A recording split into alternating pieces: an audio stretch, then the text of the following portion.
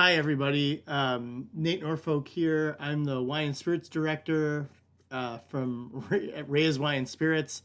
I just see already folks have the order that they're asking me to open the wines first.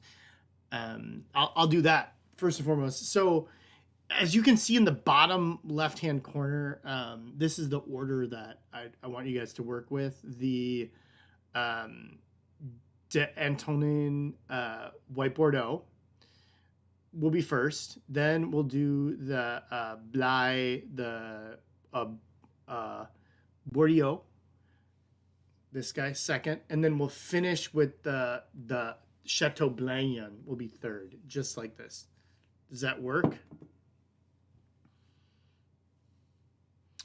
Um, yeah. It's not, dude. Man, Jeff, man. Like however you want to drink them, bro. You picked them up. They're yours.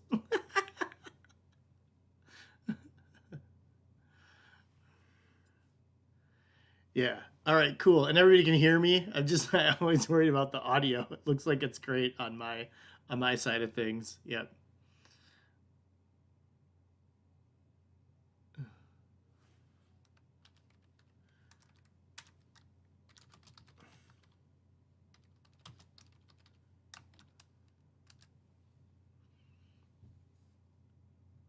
All right. So for folks that are new to our little experience here, I'm Nate Norfolk. I'm the wine and spirits director at Ray's. They said that I'm also a certified sommelier. Um, I've got this. I've done Bordeaux classes before, and I'm gonna just preface this with the fact that like I'm gonna try to cover a lot of ground. This is the world's largest fine wine region, so and there's a lot of details and a lot of history here. So for folks that are new, um, I would love for you all to, if you're logged in and you have a YouTube account, you can just chat and ask questions via writing them. Feel free to ask questions as we go along, and then at the end, I let there be just a broader question and answer thing. Like, don't worry, I promise we'll get off track and I'll bring it back on. But anything is feel free to stop me and ask any question as we go along. I can see these as they're happening. I do want to pitch. I'm doing a rosé event 2 weeks from today, which is the 22nd. Is kind of, I called it rosé 3 ways. I'll probably get some June classes up pretty soon. I can't promise when we're gonna go back to live, but I definitely think it's gonna be, sometime this. I'm feeling like it's gonna be sometime this summer, so I'm excited about that too. I love that you guys pitch me class ideas too. It's super cool. Remember, I got to do 3 wines. I think with the way we're doing this, it makes more sense for me to do regions. Sometimes I bring winemakers in or somebody that I think is pretty cool. If it's like a master som or something that's a friend of mine. All right, let's start. I do want to say this for folks that are new. Um, Order the wines through the website. You can get them all. I'll have them ready to pick up on Wednesday or later. Um, I did. I think our prices are pretty sexy. I think the white Bordeaux is like $19. I've got it on sale. The Bordeaux, the second wine's $13, and then the Blaignan Cru Bourgeious is also like maybe I have it 20 or 1999 or 21. I don't know. It's pretty inexpensive. More Italian regions. Okay, man. Okay, that's a good one. Those are easy. Um, yeah, I know. I could just do like a year of these of just Italian wines. Like I feel pretty good because Stanley Tucci's doing this now, and like I mean, I have a better hairline than that guy does, and that's not saying much. So, cool. So everybody should have these. Please, please start drinking. Please do it. I'm gonna have a little bit. Ooh, man, loving this.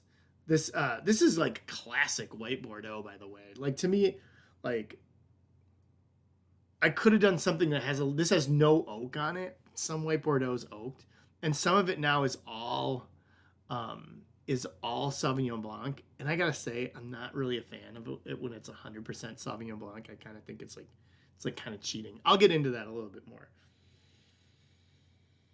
Man, everybody, if you're out there sniffing this, it's got a crazy, like slightly minty meets like dried apricot and like, you know, the classic like kind of passion fruit, like slightly lemony thing that the Sauvignon Blanc brings to it.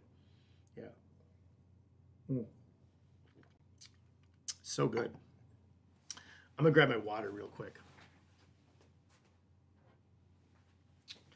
Okay. So, like I said, for folks that are new, just ask questions as we go along. Start drinking this. I do want to get in. Bordeaux has this really. We're looking at like many places in Western Europe. We're dealing with an area that had wild vines in it, and would have had a kind of cornucopia of just indigenous grape varieties growing there. That these grapes are called vinifera. That's like the species of grape that we deal with in Europe that are indigenous to Europe. But really, it's the Romans who start kind of cultivating grapes in Bordeaux. Oops, I got two computers going on here, so I got to remember what's next. So, oh man, what am I doing? Oh yeah, here, this is kind of cool. So remember, like first we've got the Romans in like the 3rd century, like BCE, having Bordeaux as a trading port because it's on. We got to think about this. It's right on the Atlantic Ocean. I'll get to a map a little bit. It's an estuary of two rivers, kind of forming. Like two rivers that form a peninsula, and then there's another peninsula west of there. So then like Visigoths sack the place too, and compete with like the Celtic tribes that are there already. And then Clovis, who's kind of like, we can think of him as like one of the first really like a kind of pre-France nation as like a person of Gaul, or and this is when the in the 12th century is really when we start. Visigoths did rule, Jeff, by the way. At some point I will curse at this, I promise, guys. But Visigoths invaded and ruled Bordeaux really in like the like pre-Dark Ages time. But the 12th century is really where things get going in what we think of as like there being a wine trade there. So Eleanor of Aquitaine, the broader area of Bordeaux is called the Aquitaine, and she marries Henry II, who's of English descent, and this creates this area of southwestern France, there being English rule for the next like 4 centuries, and it also starts like a really robust wine trade with England. And at that point, people liked a really like paler. There was a very pale red wine that was made. And England, we don't think about England like England has vineyards and there's viticulture going on, but nowhere anywhere near the volume of what Bordeaux is doing. So really, Bordeaux becomes this. It's the place where England gets wine, man. And to this day, England is like. Is typically, Germany and England kind of go back and forth being the main, Germany, England, and now China, and the U.S. are all major markets for Bordeaux wine exports. But England was the one. And then there's the 100 Years' War, which for those, for all of you around in the 14th and 15th century, France and England really they're not so good friends, and this really changes the fortunes of Bordeaux. And in the end, France reclaims the Aquitaine, and at this point, there's a variety of people growing grapes throughout the region. It expands, and the Battle of Castillon is really the end of the 100 Years' War, too. And the vineyard expansion is part of just English rule, and a variety of noble people from England coming in and buying estates. Also, just the trade of wine is organized around the port of Bordeaux, and it's really the first place that sells wines in barrel to broader export markets via fine red wine starts to be a thing here, and the trade of it. I mean, stuff like this is going on oddly in South Africa and places like this all about the same time, especially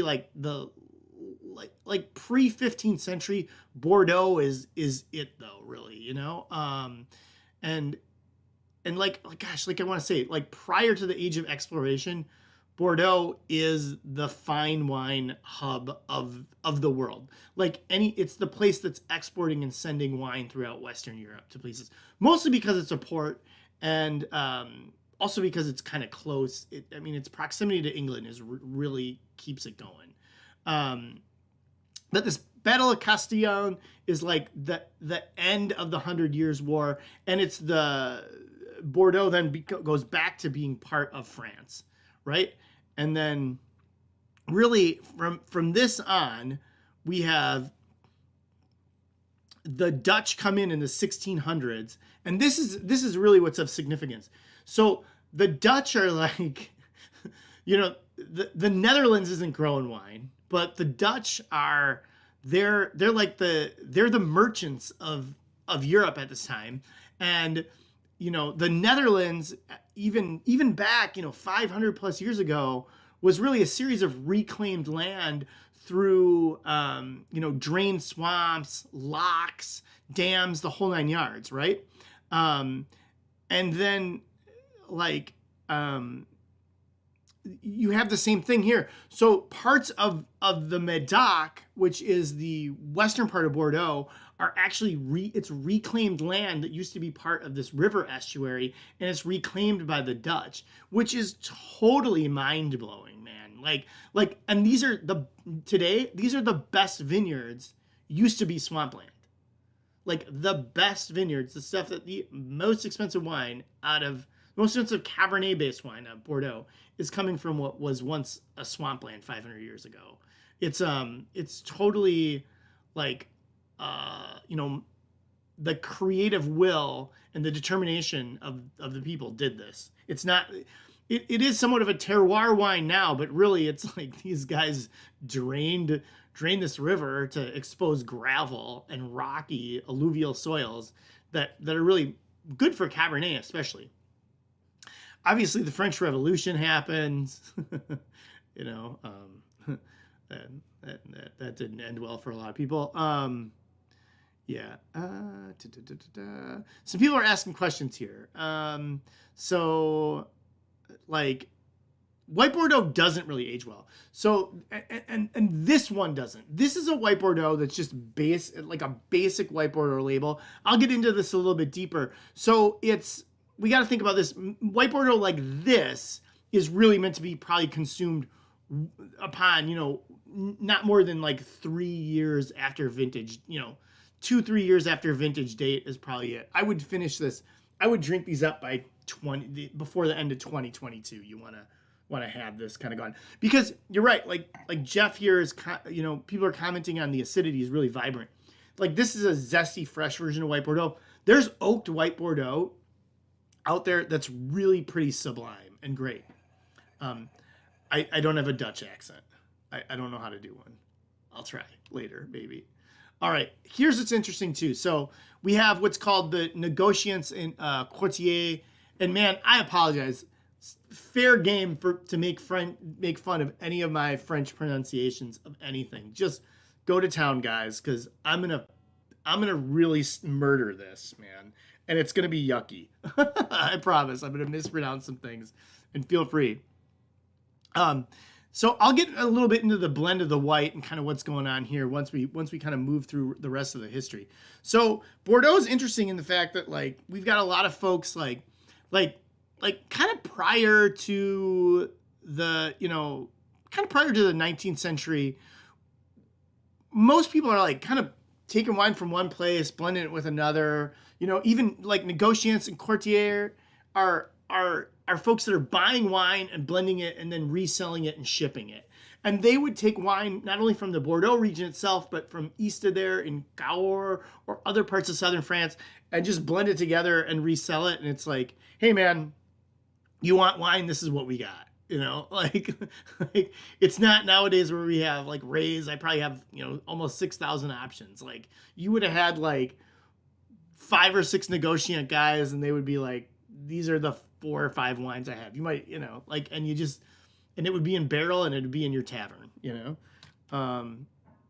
what's interesting, man. So like really, as I noted, like, we got the Romans, the Visigoths, the English, this is an area that's been, World War II, especially World War I was not Bordeaux wasn't on the front in World War I, like Champagne was. It was really, affected by World War I and World War II. But, just, oh my God.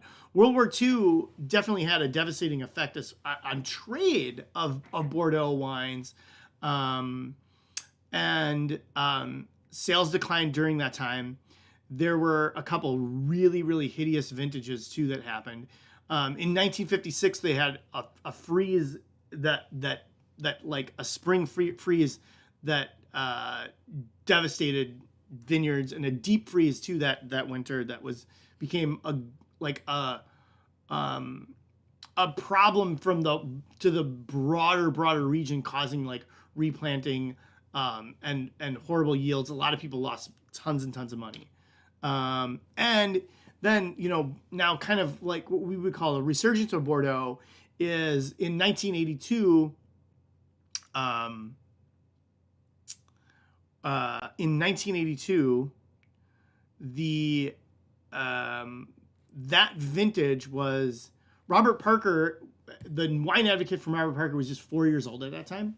And, the Wine Advocate grew to become probably the foremost kind of consumer magazine for wine in the world. And Parker, Robert Parker was thought of as... Does it work?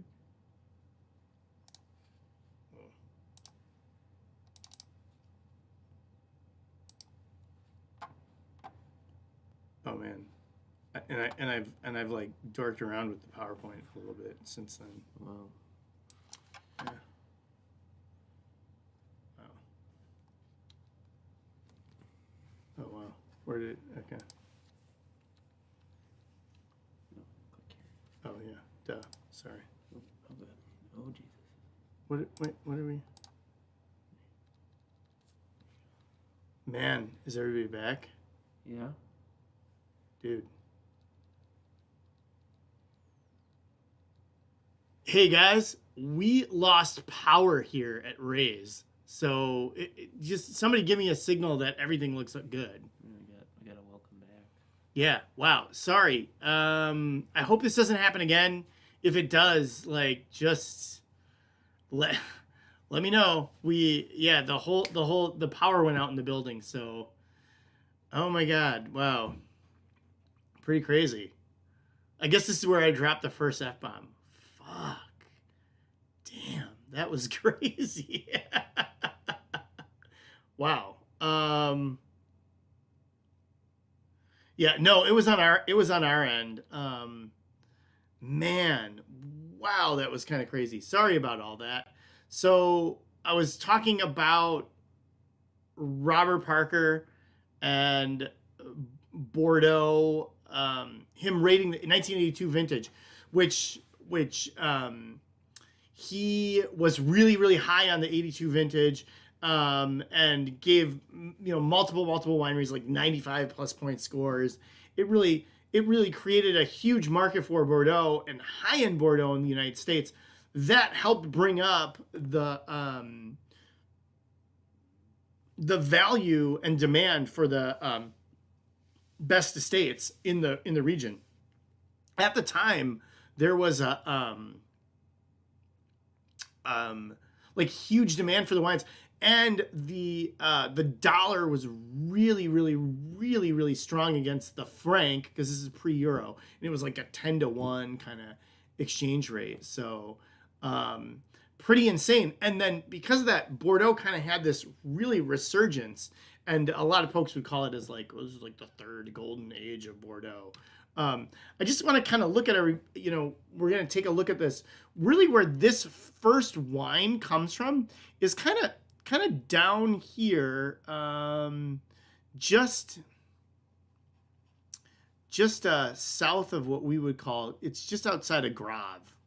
So it's really the southern part here on the west bank of Bordeaux here. And the wine, I hope everybody digs this too, by the way. Like this is pretty, like it's Antonin is like a 500-year-old estate that well, it's not that old. It's an older estate. It's like we're having wine from two of the oldest estates in kind of what we would call the left bank of Bordeaux. I'll try to kind of, the best I can, delineate the regions without going really deep into this. We have to think that there's like 30 plus important appellations or wine regions, subregions within Bordeaux. So like learning and memorizing these things can get pretty complicated. And it's like I said, before, it's elaborating on this is like really, it's hard for me to do justice with this with three wines. But hey, man, we're doing it, right? So this gives you kind of a broader idea of where this is. Bordeaux in southwestern France. I'm gonna kind of just give you guys all. This is the bigger map, and we're showing. This has got the broader appellations, and this is where Bordeaux is located within France, just to give you an idea. So it's really the southwestern. This is roughly the 45th parallel, okay? So just to give kind of everybody an idea, you really, we're not, to do a boat to England isn't that far. I'm going to get my wine to you one way or another. L'ami. There you go. That was my best French guy accent. All right, back to where we were. All right, so it's roughly at the 45th parallel. So think about this, man. This is like the same latitude that Green Bay is at, right? But we have this mitigating warming influence from the Atlantic. So we would call this like a maritime. It really has a maritime climate. It's a maritime climate. Moderation from the Atlantic and the Gironde estuary. We kind of get down in here. This is the Gironde, is where the Garonne and Dordogne rivers come together. And there's, this forest is kind of in there. This is really the Long Forest is really throughout the western part here, and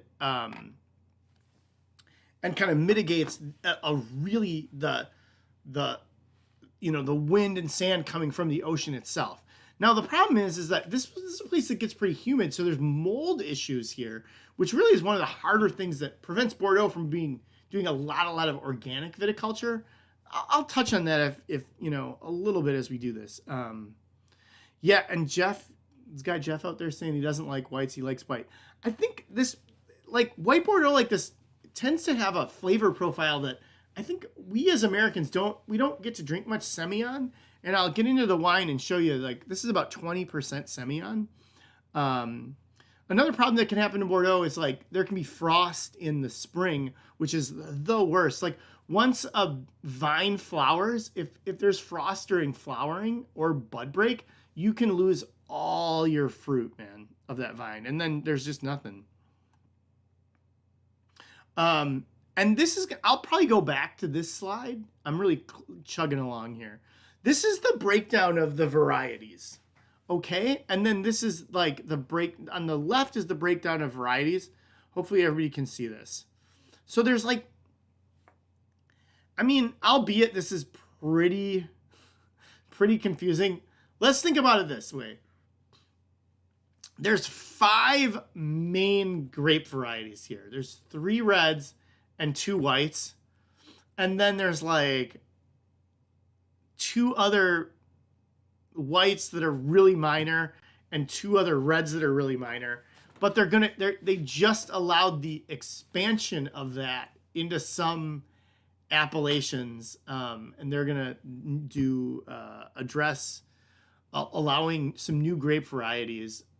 I can't really to pontificate on that, is just not this time or place. This is a really new recent development in the last year, actually.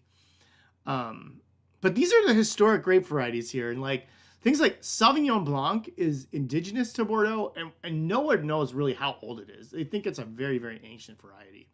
But as you can see, the whole region, over half of it is Merlot. Like, yeah, and then 22% is is Cabernet Sauvignon.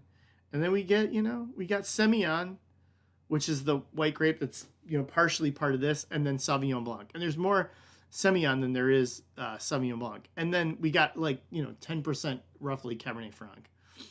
And as we see, we're going to have wine from a variety of different areas, dry. We have a dry white wine, right? And then we're having, the next wine we'll have is like the, from the area we would call as like the Chateau Bourdieu, or specifically Blaye. And then we're going to have, a red wine from the Médoc. All right, guys. Chef, I'm just trying to get the wines. Everybody's doing the white. We had this. I'm beating this to death. Mm-hmm. So, Chateau Antonin. God, I should have done it. Hindsight's 2020.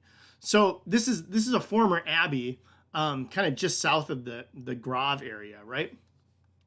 And it's 80% Sauvignon Blanc and 20% Semillon. So anybody out there, like, if you want to comment if folks are doing the Semillon thing, if doing the Semillon thing or having Semillon based wines, like, we can have a broader conversation about that on the side if you want. Semillon is really, man, I think in a lot of ways, it's one of the most underrated white grape varieties possibly. They grow it a lot in the Hunter Valley in South Australia. People play around with it in Northern California, but it just hasn't. Doesn't have the popularity that Sauvignon Blanc does, and that's really weird to me because Semillon has these like really cool, like kind of like apricot, waxy, like almost peachy flavors sometimes, which I love, and it's got a lot more body than Sauvignon Blanc does, and it has it's greater ageability to it too. So, and a little bit more about this wine specifically. So, Antonin, this property also makes 2 different red wines. They only make a few thousand cases of this. This is less than 3,000 cases are made. There's a little lees aging to kind of give it body. Man, super, super delicious. I kind of brought this in just for the event because I think there's about 10 cases or so. And it was this had a great quality to value ratio. I tried this before we did the event, and I was gonna bring it into the store, and I'm like, I'll wait until after I do this Bordeaux thing, and then if there's any left over, I'll bring it to the store. So this is kind of an exclusive for tonight in some ways, Delish, man. And I tend to like this. I think the Semillon, even though it's only 20%, it really gives this wine, if you're a Sauvignon Blanc drinker, Semillon tends to give just that, when blended with Sauvignon Blanc, gives it a lot of depth and richness there, without having any kind of oak influence either, and adds a lot of complexity to it. All right. And then this is a little bit, when we look at Sauvignon Blanc, we think about like how high the acid is to it, right? And just like, and that it's pretty dry, but it's light, right? And there's not any tannin. When we look at Semillon, is more like a medium acid to it, but it's got a lot more body. Semillon's got weight and texture to it. That's really cool. And it's really, in France, like, that's the other thing, man, that's wacky about this. It's grown kind of throughout southwestern France and in an area called Bergerac, and kind of throughout southwestern France, but not really, it's really just it doesn't really get the love. It doesn't even get the love outside of like that corner of France really that much either.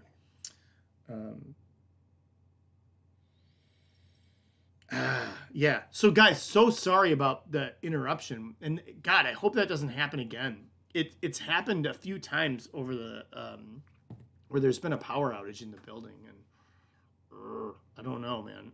Kind of wild. I love that they're explaining. I got this slide from this Wine Folly website, which is great. But they say flavors are like yellow peach, lemon, beeswax, and chamomile. Like Semillon really throws that to me. Chamomile's wild. Chamomile's wild, man. Chamomile a lot of people have chamomile in their yard in Wisconsin, and this really has a chamomile vibe to me. On the nose. This wine is like, if you like Chev, I can't recommend like white Bordeaux in this style with the Semillon. Is so good with Chev and can kind of hang with like seriously like Chev on like crackers with maybe like a little like a fig jam or something. But it also like rocks with like, it's a great pairing for asparagus or like things like an onion tart, or like it can hang with it's a really great wine for like heartier salads that have like this would be so good with a chicken Caesar salad or just a basic Caesar salad, or fish dishes that have a fair amount of like citrus elements to them, or dill or fennel. Really, really versatile. I can't recommend enough too. Like, we think of charcuterie as kind of like, we want it as like a heavier play. White wines that have this acidity yet kind of more of a little bit more medium bodied can be really good with charcuterie, and like cheeses that have some acidity to themselves too.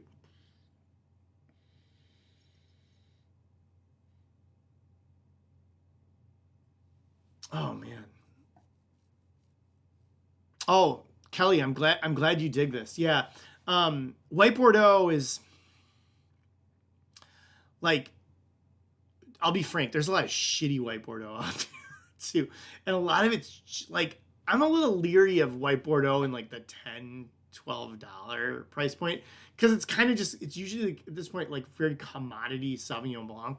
But once we ramp it up like one price point in like the $15, $20 range, we can usually get some pretty cool wines that are from like actual estates and are good. This is really, really solid. This is a good estate too, and that area is, and notice they label this wine just plain basic Bordeaux. I'm going to talk, I'll skip ahead a little bit. Is everybody ready for me to, let's go on to the second wine, the Bordeaux. We'll look at this slide a little bit. I know this is going to be tough to read. So, I chose three estates that are really, really, really have like I've been there forever, and I don't want to create the impression that Bordeaux is just full of 500-year-old wineries, but there's some 500-year-old wineries there for sure. This is just the way the cookie kind of crumbled with this one. A lot of it is like, think about this. It's like with most established wine regions throughout the world, like it didn't take too long of people growing wine there to figure out where the best spots are. This is in an area called Blaye, which is we'll go back to the broader. So this is this area, and this is some of the confusion of all the Bordeaux. So when we make red wine here, it's called Blaye, like Blaye, and then the white wines are called Côte de Blaye. I have no idea why we can't just use the same appellation. I just work here, right? But this is really like really a workhorse region for inexpensive, pretty good quality red Bordeaux. This wine got 97 points from Decanter magazine, and Decanter has a little more clout in the UK than it does in the US, but and this is mostly Merlot. So I'll go back. This is 87% Merlot with predominantly Cabernet Sauvignon and a little tiny bit of Cabernet Franc.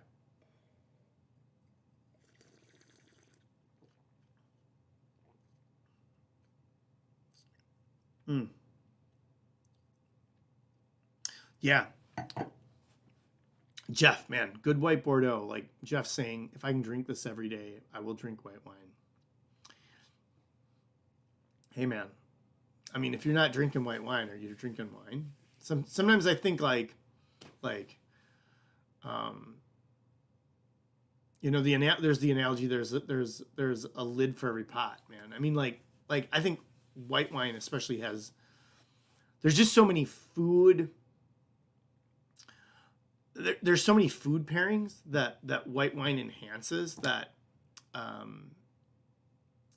if I feel like by just kind of limiting red wine to your wine drinking regimen, you're missing out on all these like food and wine pairings for sure.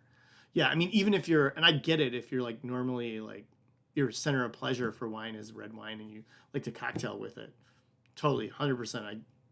I get it, but like, man, there's a lot of food out there that really is really super, super white wine friendly. Okay. So we're doing this Chateau Bourdieu.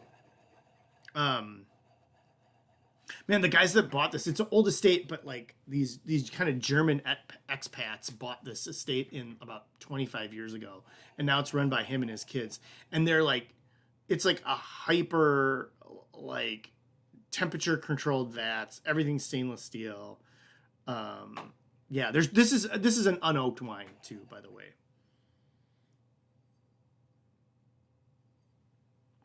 I think something we think about, like this area, this eastern side of Bordeaux is known as the right bank, or the right bank. And it's dominated by Merlot, as is the whole entire region. This Bordeaux is why Merlot is a fine wine, and Merlot's really gotten this kind of bad rep over the last 15 years or so.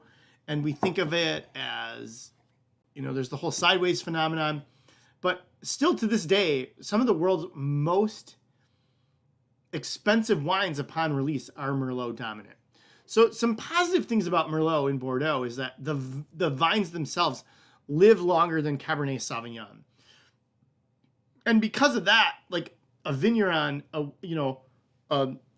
wine grower has to replant them less frequently. They're looser clusters, so when there is rain and moisture, they're less likely to get like mold and mildew and rot problems too. And but once again, bad things. They're susceptible to frost, coulure, which is a type of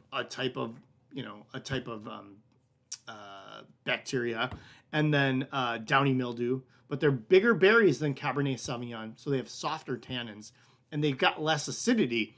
So Merlot's really, man, it's pretty great stuff when it's young, and it's not as tannic as Cabernet. So it's got a gulpability to it, and it's got gorgeous, beautiful fruit, man. So just get, and especially in Bordeaux, like nowadays, it makes some really good inexpensive wines. And Cabernet Sauvignon in Bordeaux is really more suited for places that have more of a rocky soil. And a lot of Bordeaux is more like limestone and clay. And Merlot does very well in clay. Mostly because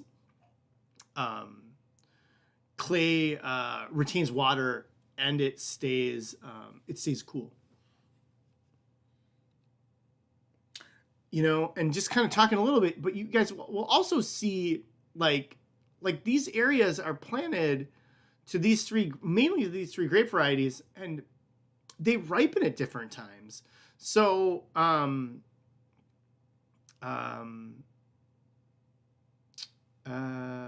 sorry, I'm just reading.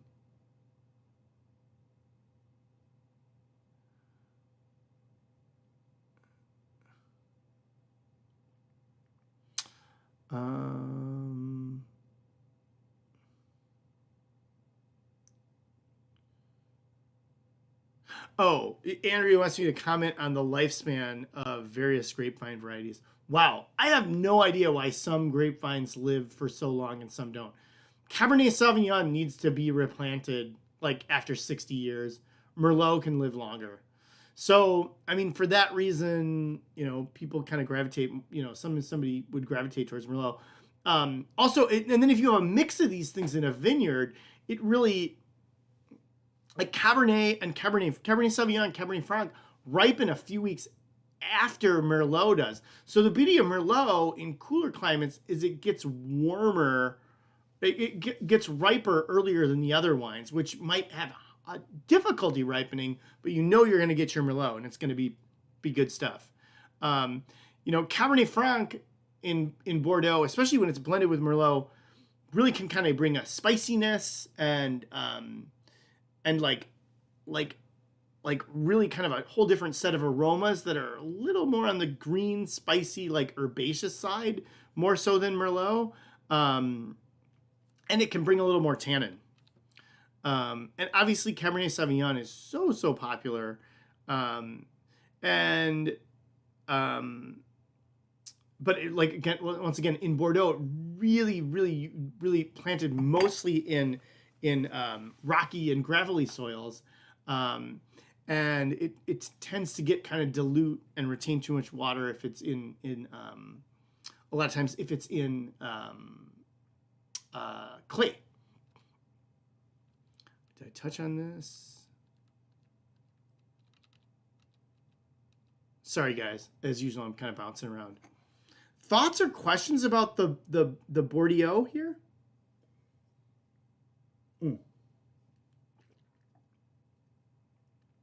It's really Bordeaux. It's probably the way I'm supposed to pronounce that.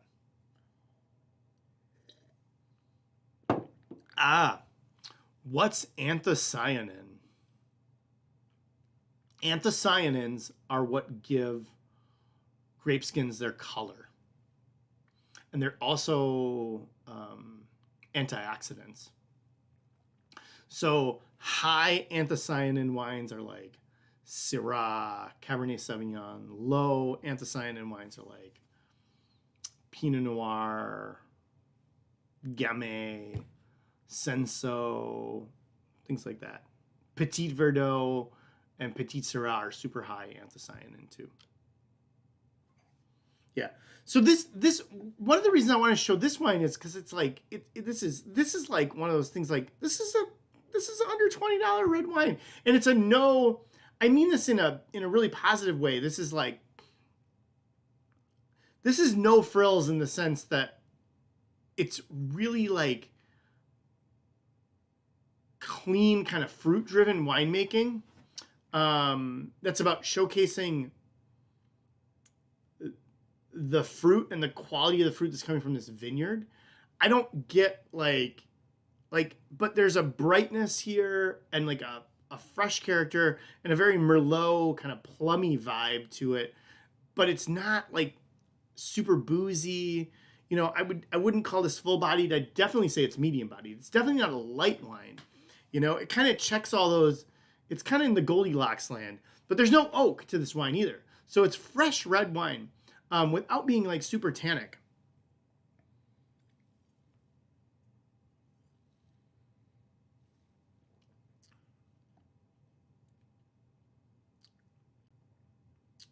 Oh, I bet this is probably pretty good with a Gouda. Or as the Dutch themselves say, Gouda.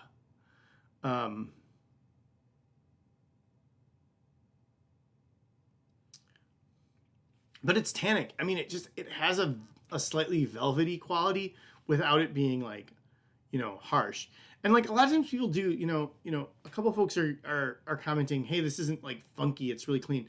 Like a lot of times we've had Bordeaux and like inexpensive Bordeaux can have green elements to it. They can be harsh, they can be overly tannic, they can be bitter, kind of over extracted, really like astringently dry. This is not that. This is somebody really going to the next level to use really kind of like basic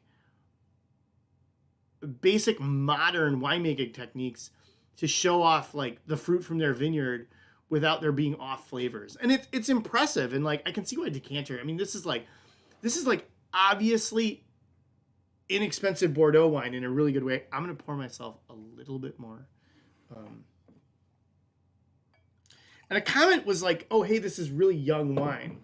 Yeah, it is. So that was another part I wanted to kind of display to everybody. It's like, this is a wine region a lot of people equate with holding wines and aging them. But we have to think like, and forgive me because this is it's a complex subject matter. And we're dealing with, you know, a place that's been making wine for well over 1,000 years. But this is like these are the everyday drinkers. This guy is the one. This is like the Monday through, you know, Thursday wine for everybody here, and from Bordeaux. But it's a really, really well-made version. And like, I gotta say, like, I always make the analogy and the joke, like, hey, we kiss a lot of frogs here. There's just a minefield of shitty Bordeaux out there. Seriously. I mean, it's the world's largest fine wine region. So just think about it. It's geographically, it's 10 times the size of Napa, right? And it yields, oh my God, I don't even know, exponentially more times that. It's probably produces 20 times the wine that Napa Valley does, you know? So it's not like there's wines at every price point from Bordeaux. And really, unfortunately, there's thousands of estates here. The top 100 to 150 really are the ones that only demand, you know, price points more than, you know, $20, $30.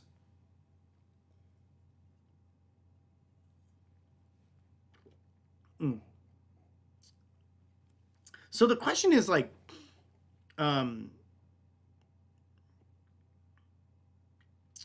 c'est bon, Jean, c'est bon. Thank you, Chris. Oh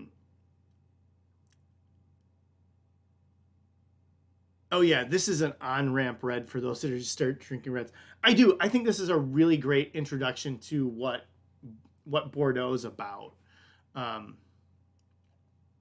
And this is so much different than cheaper California red wines. Now, here's a couple of reasons why.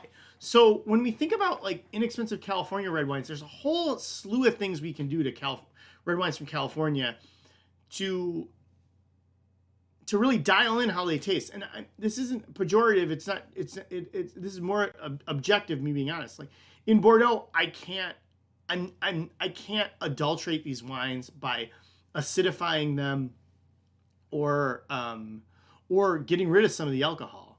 I can't add coloring to them. If I age them with wood staves as opposed to barrels, I can't call it Bordeaux anymore. It has to meet a minimum ripeness level too, and the wines objectively, like legally, have to be dry. You can't make this with like, and it's about. I think legally you have to have under 5 grams of residual sugar per liter. So these are objectively dry wines. In California, none of that holds true. You can make a red wine with 20 grams of residual sugar. You can add coloring to it. You can centrifuge some of the alcohol out. You can add water. You can dilute it. You can add a variety of different coloring agents. You can add wood staves to the tanks that it's aged in to create the flavor of wood without introducing a barrel.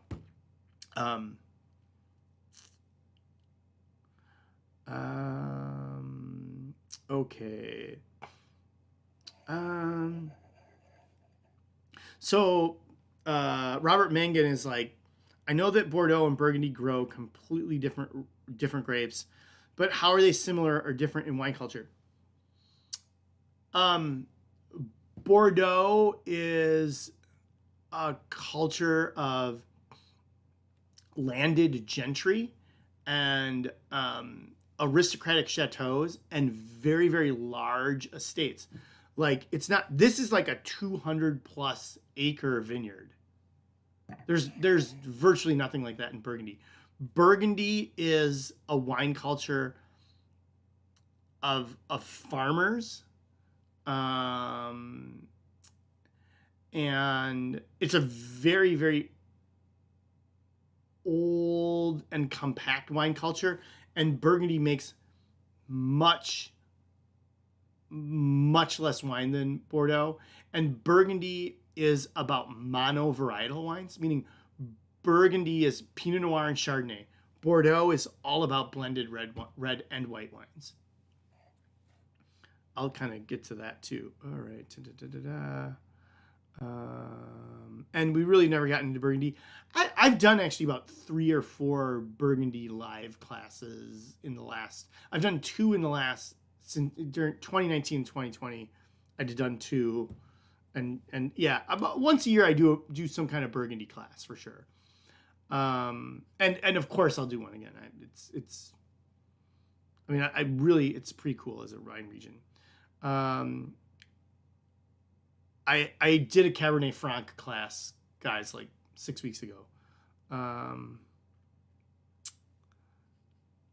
You mean shit wine? I don't even know what you mean by that. Oh, over extraction and over oaking with California wines. Hey man, some people love that stuff. Yeah, I'm with you though. Like I'm not too really interested in that. All right, so we kind of went through the thing. I'm going to talk about this just a little bit. So a lot of times we'll look at a wine label, and we're going to see this with Bordeaux again. And dude, Jeff, why are we doing this like dry red wines with chocolate thing? I'm just asking the whole world about this. I like it. This is the hardest thing for me to pair dry red wines with is chocolate. I find that like with all food pairings, when you're introducing a sweeter food, unless the sweet food also has a lot of acid, you typically, to make a harmonious pairing, you almost always need the wine to be sweeter than the food. So once we start to play around with actually objectively dry wines, it gets really hard to pair them with sweet foods. Unless that, and there's always, there's exceptions to that. Yeah, I want to learn more about Burgundy too. I mean, I read about it obsessively, and it's pretty fascinating and amazing, and I love it a lot. Sorry, I'm trying to stay on track here, guys. Oh, I'm bringing up a little bit of this thing called Grand Vin. So a lot of times you guys are going to see, like, on a Bordeaux label, you're going to see something that says, like, Grand Vin de Bordeaux. Like this guy. If I get close, it's not going to do it. I turned the autofocus off. But, like, both the red wines say Grand Vin de Bordeaux. this is just it just means that it's the winery's first wine, and that they're not releasing what they would term a second wine of this. It's really more of a marketing term than anything else, and it's supposed to represent it's the quality wine from the estate, or the highest quality wine from the estate, and it really refers to red wines. When we see it on white wines, it implies that they can be off dry or sweet, which is totally confusing. And then I'm getting back into, we reviewed the grape varieties. Any thoughts or questions about this? About this is a red wine.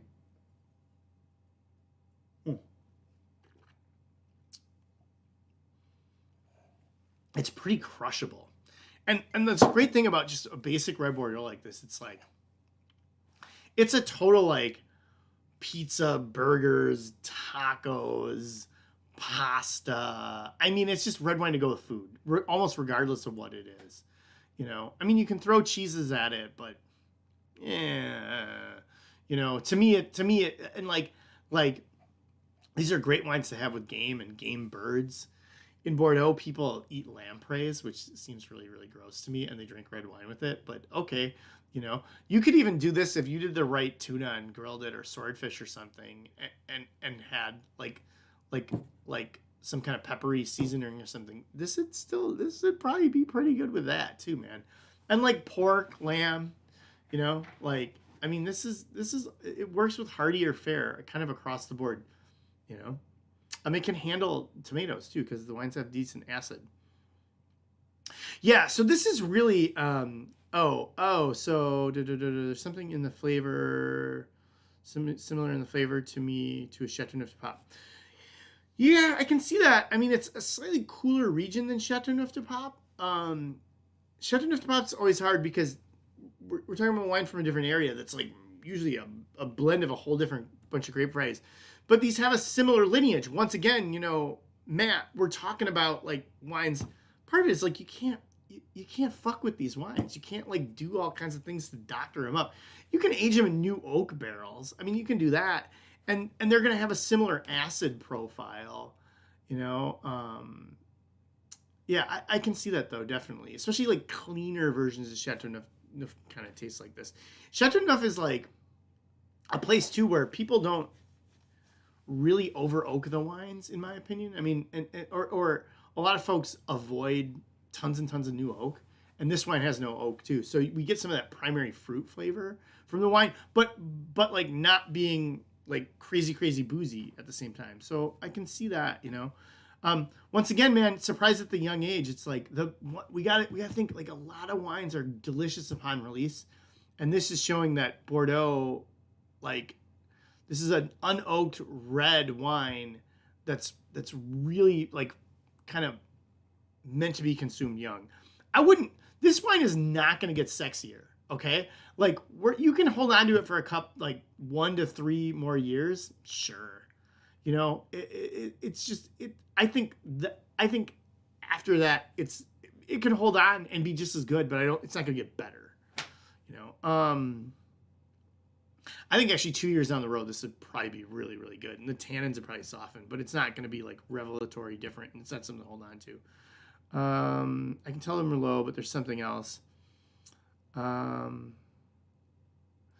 I mean, Cabernet definitely has a kind of like current vibe to me. It's like, to me, this is like all black fruits. It's like plum, currant, kind of a blackberry, you know, wild black raspberry thing going on. What gives it the smooth, buttery finish, Merlot or Cabernet Franc? There's so little Cabernet Franc in this. Some of that smooth, buttery finish, though, is that, like, they didn't oak the wine. Like, oak really, like, gives wine tannin. And this is from, part of that is, like, it's from a cooler climate. So the wine isn't, like, not, like, it's not like a super booze bomb either. And it's not, remember, Merlot is, like, thinner skinned and bigger cluster than Cabernet. So it's just a lighter red wine, despite it having decent color. So Michelle, that's kind of what's going on. Like this is what people like about Merlot, is that it's quote unquote soft and gentle. It doesn't fucking hit you over the head, man. Like it's more complex than it is intense. And like Cabernet kind of like, it's a bully, man. You know, like it's the loud. Cabernet is really loud. It brings it's the loudest guy in the room. You know, when you introduce it, it's like, here I am, like taking my shirt off, gonna wrestle, probably gonna get drunk, gonna fight you, you know. And like Merlot is more like, hey man, let's talk about this, bro. Like, hey, let's find some middle ground, you know.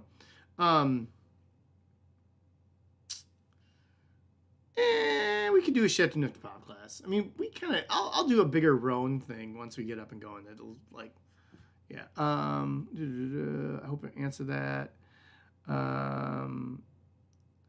Can you explain what qualities are gained by oaking a wine? Man, Chris, yeah. So oaking a wine also it does this whole slew of things. Like it increases the tannin of the wine, and like not all oak is created the same. I mean, like if we have like, oh shit. So this is like mostly in Bordeaux we would deal with something called barrique, which are like 225-liter barrels. They're about the size of a bourbon barrel. Like small oak barrels are gonna make a wine like, and the newer a barrel is and the smaller it is, the greater the surface area of the barrel is coming in contact with the wine. So new oak barrels will add tannin, some lactones, you know, like flavors that we associated with the barrel being cooked a little bit or toasted and toasted. I mean it like, you know, just to bend it, we have to heat it, you know.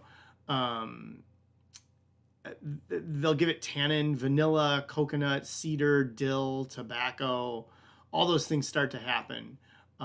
Cocoa, coffee, you know, toffee, nutty flavors too happen from it.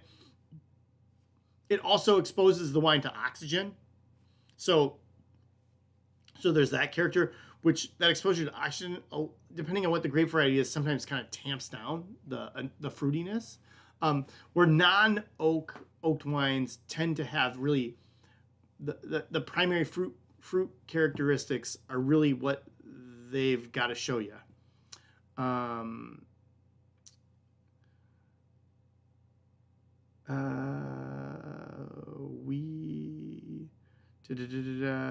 hope I explained that. We love old world wines way more than U.S. wines. Yeah, I mean, in a nutshell. I'm really starting to warm up to certain like Oregon wines and kinda, yeah. I mean, there's yeah. In a nutshell, I'm with you though, Jeff. Yeah. Okay. So I'm doing the big thing. I showed you guys where this came from. We did that. And then we're gonna get into Médoc. Pretty good, man. Okay, so the third wine, the Blaignan. Now this has some oak on it, and my notes kind of suck on this. I apologize, but this wine basically sees a year in French oak, and I think it's actually more like 14 months. And this is a great vintage. 16 is très bon.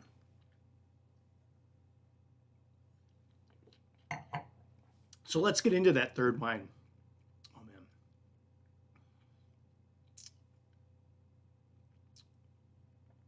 So this is coming from the Médoc. All right.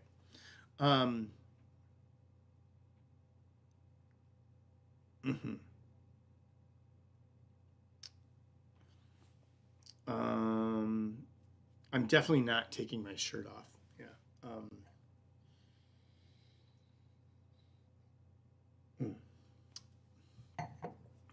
So this is kind of the northern part of that, what we would say is the peninsula. It's like called the left bank. And I'll get into this. I'll kind of go back, right? It's mostly this area that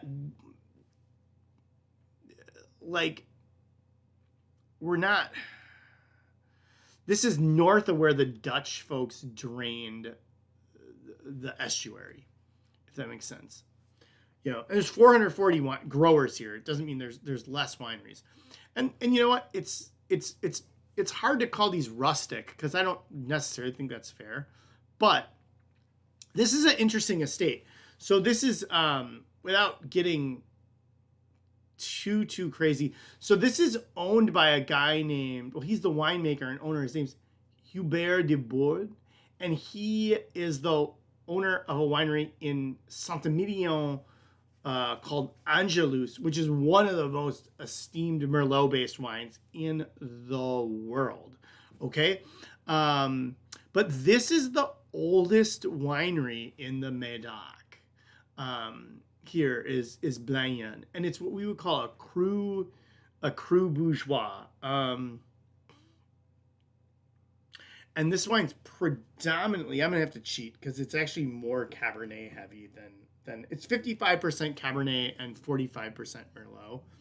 And like I said, the vineyard itself is planted to 60% Cabernet and 40% Merlot. It doesn't mean that the end wine is that proportion because of yields, and maybe they're gonna sell off some of that wine or use it for a different wine that they're making, so on and so forth.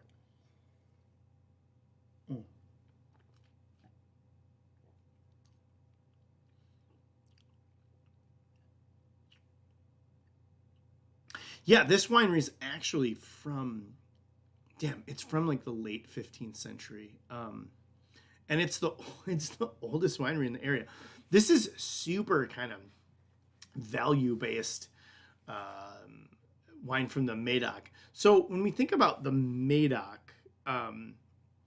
this is the area of Bordeaux that includes what we would call the Cru Class A wines. I don't want to get too deep into this, but different regions of the broader Bordeaux area have classifications of their wines. The Médoc is classified was classified in 1855, and the top 61 wineries there are kind of ranked basically 1 through 5, right? They've only done one change since 1855, but there's hundreds and hundreds of other wineries in the area, right? Thousands. And people were pretty pissed because they were like, what? Like you're setting in stone this classification, and then I have no chance to be part of that no matter how good my wine is. Like, and it's set in stone. It's at this point 160 some years old. It's bonkers, man, So there's a classification that was started in the 1930s that's called Cru Bourgeois. So these are the estates that didn't make that top 1 through 5 tier. Most of those Cru Class A ranked wines are now, exceed the 3-figure price. They're 100 to, multiple $100 per bottle. This Cru Bourgeois level is like, the idea is like, these are the best vineyards in the region that kind of didn't make that first cut. And it's usually where the best value is for high quality Bordeaux wines. And you can, in some ways, I think you can really count on this as like, meaning like, these are wines of good provenance. And they're usually, they can age, they have midterm aging abilities. This is 2016. The wine's obviously 5 years old at this point, or very close to it. And most of them you can hang on for 10, 15 years and just not worry about it, almost regardless of vintage. But this has more like savory aromas to me. I get like coffee, dark chocolate. It has more of a kind of brooding stewed fruit, darker quality. I still get the kind of currant thing going on. I get like a more of a thyme / bay leaf vibe on this too.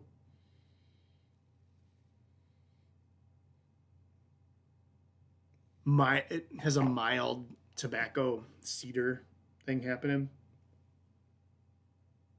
Mm-hmm. Mm.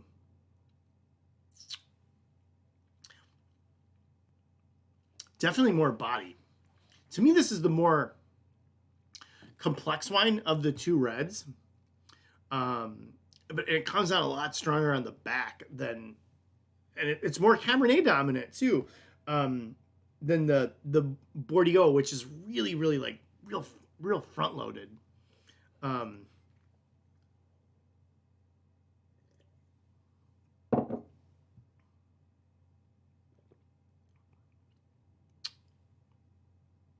want to have this with something that's smoked. Like it's got like stewed fruit and like oak flavors that just make me want to have it with like smoked food, you know.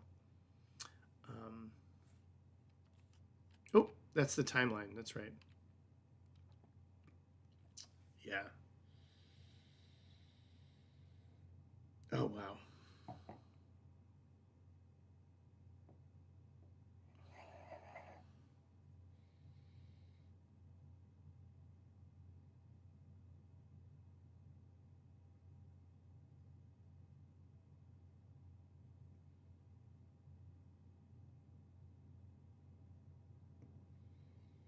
Yeah, I mean these are profoundly different wines, right? You're what you're seeing is like something that's really a young red that's about immediate consumption, and then you're seeing like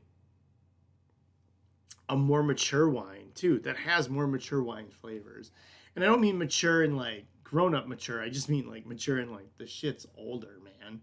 You know? Yeah, and they're really a really big contrast. And like this is kind of this is Bordeaux, like this is a contrast of the wine that's more about age and winemaking than it is about terroir, meaning like where the wine came from.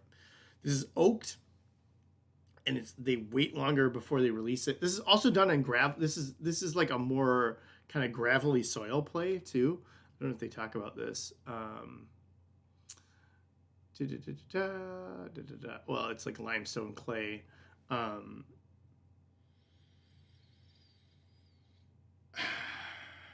Wow, totally different animal, man. Mm-hmm.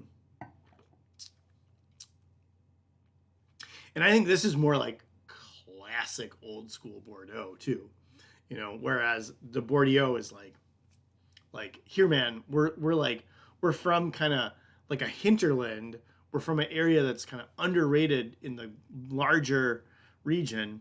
The Bordeaux, the first one, the Bly, the first red, is from this underrated region and makes a super squeaky clean, technically advanced thing. This is totally more old school, like, and they're really really different. How long would you age the Médoc compared to the Bordeaux?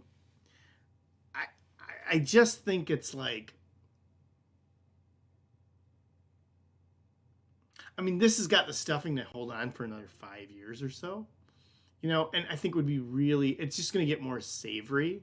And I think that's more kind of what the theme of the wine is about, where the Bordeaux is like, it's meant for immediate consumption. It's a wine of like really putting it back, you know, and like it's a cocktailing wine, and it's about being fresh and youthful, you know, where this wine is a little more brooding. Definitely has the potential to hang around. Can definitely get like, it will definitely soften up too. Like this will become really really silky with another like 4 or 5 years on it. Where I don't really want that from the first red. I love the like fruit, the plumminess, the brightness of it. That's what it's all about. It's like an immediate consumption, immediate pleasure wine.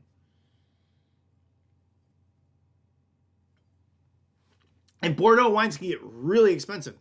And kind of when we get to the tier above this, or even a lot of Cru Bourgeois wines, there's a tendency to use a lot more new oak in the wines, and they have more concentration and power, and they can get into that 14.5% alcohol land. Where I actually think this is about that. Yeah, this is 14.5. It's not. We're not playing around. I mean, these are like these Bordeaux's a cool region, but we end up harvesting things pretty late, and by the time we come around, they're both of these reds are 14 and a half, which is, whoo, we're not playing around.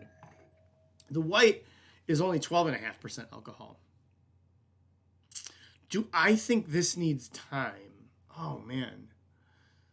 No, I don't think this needs time. I think this is what it is. You know what I mean? Like, I just think it's like, this is just more kind of like, it's just a more like savory, complex wine, and it's just not as like fruit driven. I think time would be interesting on this wine for sure. I would be really curious what this is like 5 years down the road. In fact, I'm drinking like some 2010 Bordeaux that are kind of this caliber, and which were both warmer vintages than 16, and the wines are really cool right now, and like a really like great, very svelte kind of, and I mean svelte, and like they're showing off like how like kind of poised and chiseled they are in a way that like California wines don't. And they're like, they have like still have like earthy flavors and fruit flavors and wood flavors. They're complex. Nate, why don't you lead a field trip to Bordeaux? Man, I'd rather lead a field trip to Burgundy. That's why. Yeah, I've been to Bordeaux. I went to Bordeaux in 2010. Man, and it's totally a fascinating city because it was at one point it was fortified, so it's walled. The older parts of the city are walled, and it's kind of a transportation hub because it's a port too. So it's like anywhere in France. It's like super fucking old and picturesque. And it's like a decent sized city. It's like 300,000 people or something. But it's totally like also anywhere in France, you're like, I'm in a city, but I can walk everywhere, Like, definitely has like that vibe to it. It's pretty fun. The region's pretty spread out, whereas Burgundy's like really linear, like north south. When we look back at Bordeaux, like, fuck, dude, this is 30 kilometers, which is like, roughly 20 miles. Dude, this is like, dude, it's like it's like 80 miles by 80 miles around here, man.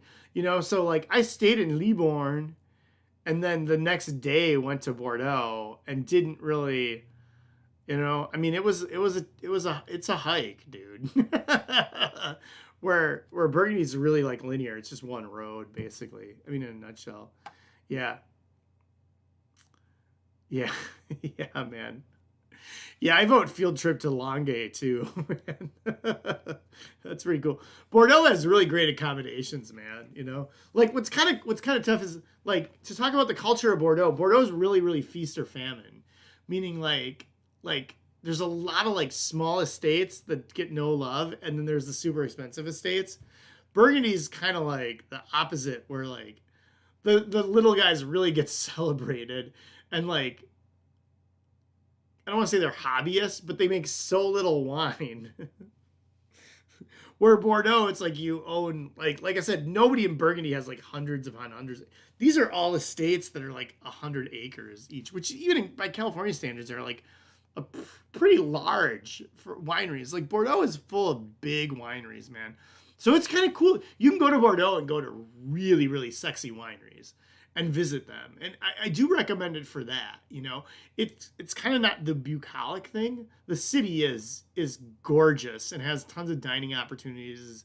It is pretty interesting. And like, I didn't get into this, but the city at like Saint-Emilion was like an enclave of the Papal Duchy during the Protestant Reformation. So Saint-Emilion has its own, there's like an underground church there, and like it's a totally walkable village, and it's all like carved out of all this limestone stuff, and it's like it's really, really cool. So I don't know. There's a reason like 80 million people visit France every year, right? It's pretty beautiful. Fuck it, anywhere in France. I don't care. Just I want to go. Well, hey, that being said, guys, like let's open this up and ask me kind of any questions. I hope I touch base enough, like kind of on the history and these different grape varieties and like why it works. Like really, but one thing we got to think about is like the whole rest of the world now drinks Merlot, Cabernet Sauvignon, and to a certain extent Sauvignon Blanc, because these were the wines from this area, and these wines had started to have commercial representation in broader urban markets before any other wines really did. These are like the first really dry style export wines of the modern world. And I mean, whatever modern world means. I guess by that I just mean like kind of fuck it, like post Renaissance or something, like they really are, and they had an export market, which is really interesting. I mean, the kind of the wine trade in a lot of ways is based around Bordeaux. Yeah. All right. Yeah, man. I know the trip thing, the doing the trip through Rays. It'd be great. I know how hokey this sounds. Rays really needs Nate at Rays a lot of time, guys, which makes Nate kind of sad because Nate's a man of leisure. He's a bon vivant, try to be a Renaissance man, and I value work and it gives me pleasure, but exploring the larger world gives me more pleasure.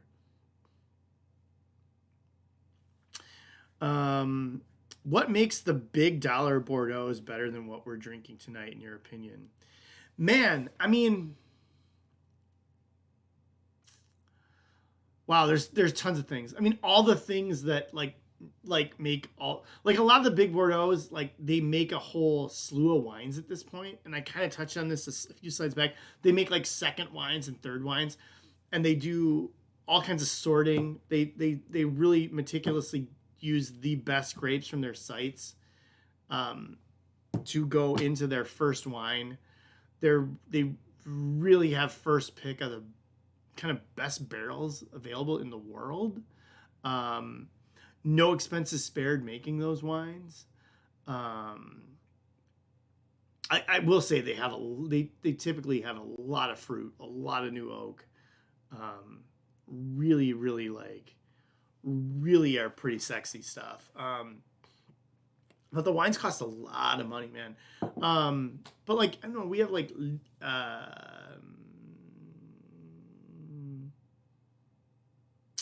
like Leoville-Barton down there from Pauillac, Canon Lagaffe from Saint-Emilion. I mean, these wines are all in like the $100, $150, $100, $125 range, and they're really, really good. And I absolutely think that some of the things in like around the $100 range are worth the splurge, especially if you're buying, blue chip Napa wines and you're spending that money. I don't think it's that far out of left field for you to start to get Bordeaux that's kind of equivalent value. I think you'll get a lot of pleasure out of those wines. I think they age a little bit better in a nutshell. I think they're more stable for collecting. I think they maintain, and a lot of them like maintain their value too, a lot better than some Napa wines do. Would you do a high-end Bordeaux class? I think I could. When we go live, I think I could do the right thing. Kind of like, I mean, to elaborate, like folks that maybe came like when I did like the Dominus event, the Dominus event was, I did like a vertical tasting of Dominus, which is like a really kind of high-end Napa. It was $100 per person, but we tasted super sexy stuff. We had like 26 years worth of it over the course of like 8 different wines. Yeah, I could do something like that probably. I think it'd be bringing a lot of value. Those kind of things I love doing that stuff, and it brings a lot of value to me. And I think it gives us all context as like both just people that appreciate wine and as consumers, frankly. Robert, when am I gonna bring the podcast back? Man, I don't know. It's been, I mean, to talk as Nate, not as Nate from Ray is, dude, we've had a lot of this is a lot of work the last 15 months around here. We've been busy, man. We've been helping the people, the thirsty people, of Wauwatosa, man. We've been helping them.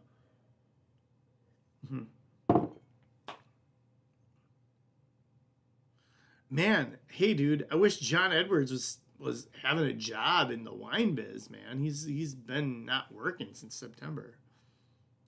But yeah, it would be really cool to do like blue chip Bordeaux. I could maybe arrange that. I think that's a really really cool idea. Part of it too is like I gotta like I mean I could talk forever about this. It's like I used to sell like en premier, it's called. Like you said, Bordeaux is like the higher end wines of Bordeaux are offered as futures, meaning like they're sold before they're released and they're sold at a lesser price then, and typically the consumer or store is made to put half of the value of that up front and then the other half when they arrive. Man, it's complicated, and but that's where you get the best values for sure, is when you buy them on Premier. But then if I do that, but then if I buy the wines like after they're released and like a year after release, they've usually went up in price like 2 or 3 times. I guess my kind of exercise tonight was to show that like Bordeaux is a very soup to nuts wine region, and that there's inexpensive stuff in Bordeaux, and there's a lot of variety here too. And it's not just, I think people hear about it and they just think of these like super high end wines, but like shit, man, it's there's a lake of Bordeaux wine out there. I love you too, Jeff, man. I treasure talking to you in person, man, because dude, man, you're kind of antagonistic on social media. in a way that probably we need a little more nuance, my guy. Yeah. Oh man, the auction process. Or the en premier, like the like auction. I mean, these wines, I don't know what you mean by auction.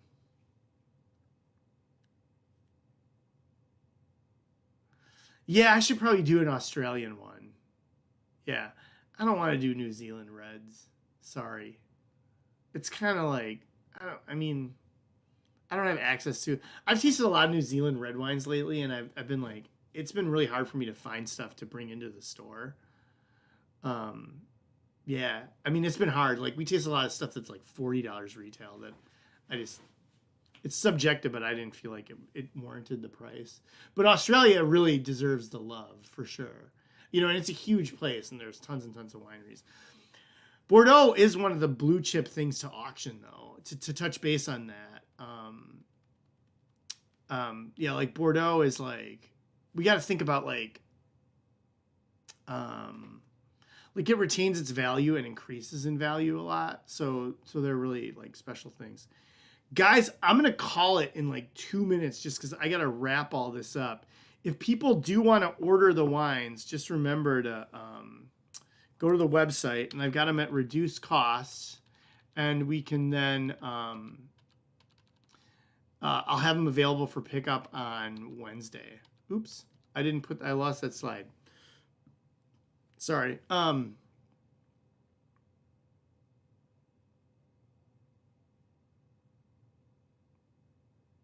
Oh man, I would love to do South African reds. I really should do a South African class too. That's not a bad idea. I probably would like to do it when I've got, like can do a broader tasting. I'll probably do something else that's Italian. I've got a variety of people that can do this with me too. I really got to get the June classes up soon. So remember, I've got the rosé class in 2 weeks. In between now and then, I'll put up the June classes too. Hey guys, thank you all so much, man. Yeah, my wife would probably shit a brick if I had, I did a tasting at my house relatively soon. I had a dream that I had a Memorial Day party. Yeah, it was wild, man. I had a crazy dream about that. It was really weird. Barb, Kathy, thanks. I saw a shout out from there. Oh man, Robert, man, thank you so much, my guy. Everybody, take care. Sorry there was the outage. Dude, I'm not working hard, man. People that make way less money than me work a lot fucking harder than I do. I'm in a good place always. I'm really lucky to have the great job I have, and it's awesome to interact with all you guys. This is really the best part of of my job. So I'm gonna get a little verklempt. Thank you guys all so much. Have a blessed evening. I'll see y'all soon. If you want any of the wines, you can order them on the website. I'll have them ready for you to pick up on Wednesday. Take care.